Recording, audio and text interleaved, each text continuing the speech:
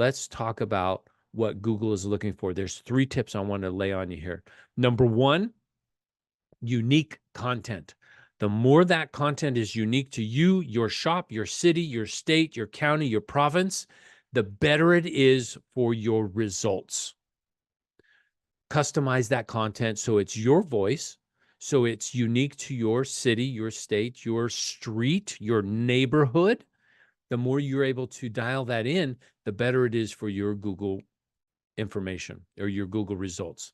Second thing to look at is the page speed of your website. The page speed. Google, well, we'll talk about this here in a second, but there is a page speed that you want to look for. So how long does your website take to load? I had a friend call me the other day. Actually, it was the other year. Feels like yesterday, but it was a few years ago. And he says to me, Jimmy, it's taking 32 seconds for my website to load. What's wrong? 32 seconds. Reviews hold a lot of power, especially the reviews that are done on Google review platform. Why?